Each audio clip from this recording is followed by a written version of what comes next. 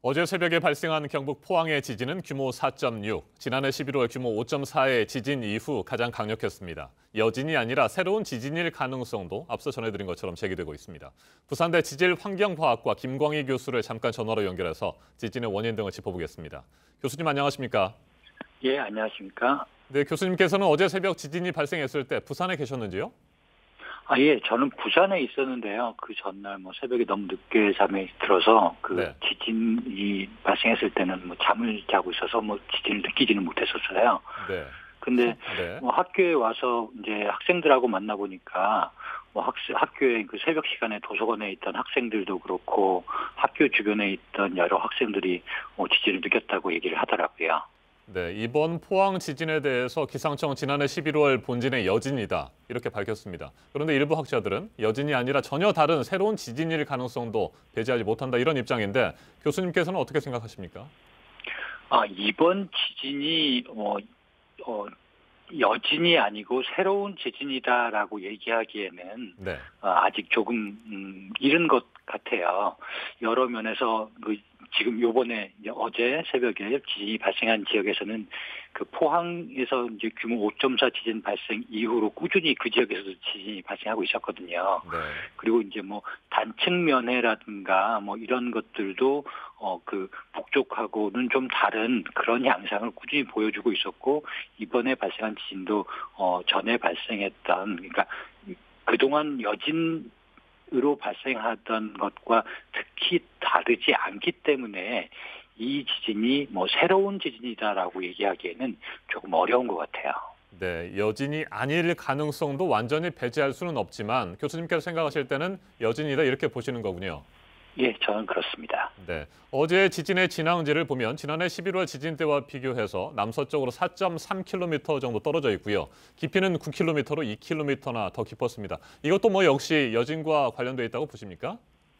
예, 그렇습니다. 그런데 아직까지 이 지역에서 지금 어제 발생한 지진의 발생 위치 그리고 깊이가 네.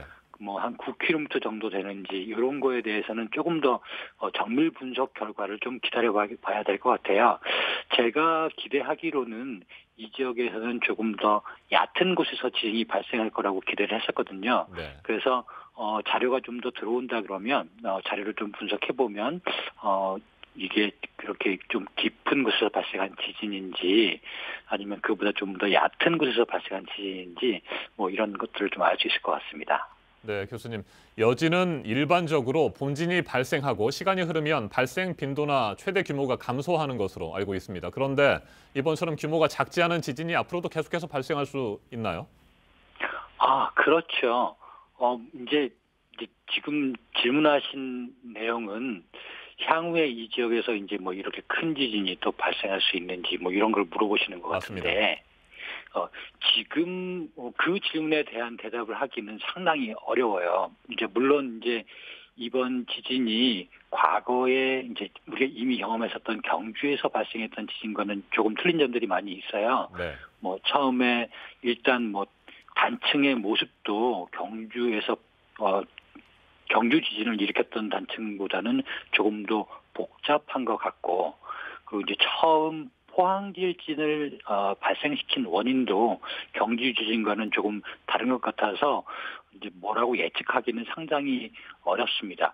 그리고 우리가 어제 그렇지만 제가 말씀드릴 수 있는 거는 우리가 어제 새벽에 겪었던 그 정도의 여진은 언제든지 발생할 가능성이 충분히 있다. 그렇지만 언제 발생할지 어느 쪽에서 발생할지에 대한 얘기는 상당히 답하기가 어렵습니다. 예.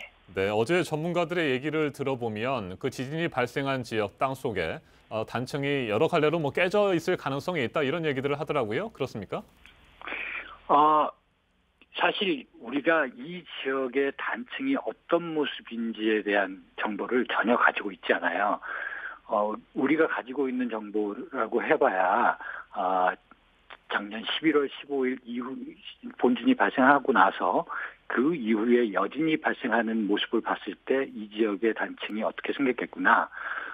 북쪽 그 포항 지진이 발생한 그 북쪽으로는 조금 더 남북 방향이고 조금 그 남쪽으로는 남서 방향으로 이렇게 기울어져 있구나 하는 것 정도로 우리가 알고 있을 뿐이지 네.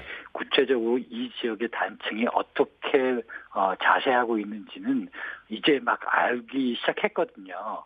그래서 이 지역의 지진이 뭐 어떻다 그리고 아니면 단층이 어떻다라고 얘기하기는 상당히 어려울 것 같습니다. 네, 앞서 말씀하신 것처럼 앞으로 뭐 더 큰 여진이 올 수도 있고 또 전혀 다른 새로운 지진도 있을 수 있기 때문에 강진이 있었던 경주와 포항 지역 주민들은 계속해서 주의가 필요할 것 같습니다. 평소 어떻게 대비를 해야 할까요? 끝으로 말씀해 주시죠. 예, 뭐 일단 그 이미 많이 들으셔서 아시겠지만 이 지진은 이렇게 갑자기 발생하고 예측이 불가능합니다. 그래서 지진이 발생했다고 느끼시면 우선 우리 몸을 좀 보호할 수 있는 그런 자세를 취하셔야 될 것 같고요. 어떤 상황에 있는지 어느 곳에 있는지에 따라서 적절한 이런 행동을 할 수 있도록 그 행동 요령을 조금 미리 한 번씩 연습해 보시는 것도 좋을 것 같고요.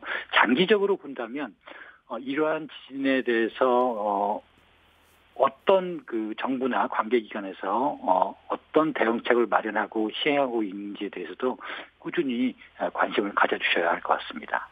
알겠습니다. 지금까지 김광희 부산대 지질환경과학과 교수였습니다. 말씀 잘 들었습니다. 네, 고맙습니다.